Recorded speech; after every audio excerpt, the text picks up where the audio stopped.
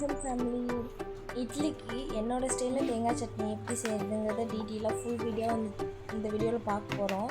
நம்ம சேனலை சப்ஸ்கிரைப் பண்ணாமல் புதுசாக பார்க்குறவங்க வந்து கண்டிப்பாக சப்ஸ்கிரைப் பண்ணி சப்போர்ட் பண்ணுங்கள் ஃப்ரெண்ட்ஸ்.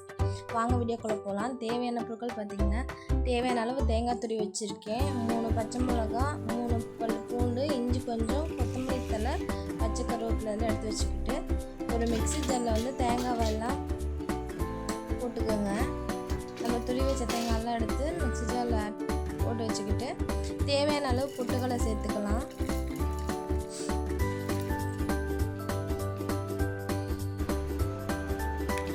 பொட்டுக்கடலை சேர்த்தோன்னா 2 பல் பூண்டு, 3 பச்சை மிளகா சொன்னேன்ல, அது 2 கீறி போட்டிருக்கேன். அப்புறம் தேவையான அந்த இஞ்சி வந்து கட் பண்ணி போட்டுக்கோங்க. அப்புறம் கொத்தமல்லி தழை சொன்னேன் இல்லையா, அதை கொஞ்சம் கட் பண்ணி சேர்த்துக்கோங்க. அப்புறம் தேவையான அளவு உப்பு சேர்த்துக்கலாம். உப்பு சேர்த்துட்டதுக்கப்புறம் தேவையான அளவு தண்ணி ஆட் பண்ணிக்கலாம்.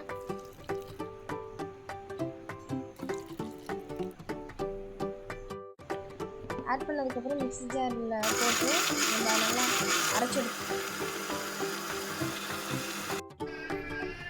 இந்த மாதிரி நல்லா அரைச்சி எடுத்துக்கோங்க ஃபைன் பேஸ்ட்டாக. ரொம்ப குறை இல்லாமல் ரொம்பவும் நைஸாக அரைக்காமல் மீடியமாக இந்த மாதிரி அரைச்சி எடுத்துக்கோங்க.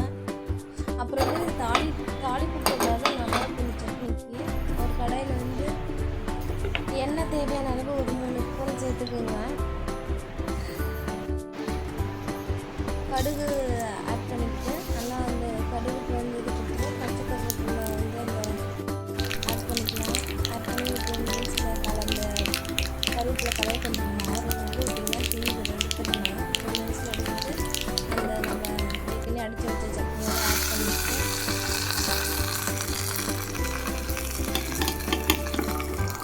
ஆட் பண்ணி நல்லா மிக்ஸ் பண்ணி விடுங்க. நல்லா மிக்ஸ் பண்ணி விட்டிங்கன்னா தான் எல்லாம் அந்த எண்ணெய் கடுகு கருவேப்பிலை எல்லாம் நல்லா சட்னியோடு இதாகும். அப்புறம் இது நல்ல இந்த மாதிரி இட்லியோடு சேர்த்து வச்சு சாப்பிட்டா அவ்வளோ சூப்பராக இருக்கும். எங்கள் வீட்டில் எல்லாம் விரும்பி கேட்பாங்க. கண்டிப்பாக ட்ரை பண்ணி பாருங்கள். இது இட்லி தோசை மட்டும் இல்லைங்க, சப்பாத்தியோடையும் வச்சு சாப்பிட்லாம். சப்பாத்திக்கும் ரொம்பவே டேஸ்ட்டாக அருமையாக இருக்கும். நம்ம வந்து இஞ்சி பூண்டு இந்த கொத்தமல்லி தழை போடுறதுனால ரொம்ப வாசமாகவும் ரொம்ப டேஸ்ட்டாகவும் நல்லா டிஃப்ரெண்ட்டாக இருக்கும். இந்த வீடியோ பிடிச்சிருந்தால் லைக் அண்ட் ஷேர் கமெண்ட் பண்ணுங்கள். கண்டிப்பாக ட்ரை பண்ணி பார்த்துட்டு கமெண்டில் எப்படி வந்துச்சுன்னு சொல்லுங்கள். நெக்ஸ்ட் வீடியோவில் பார்க்கலாம். பாய்.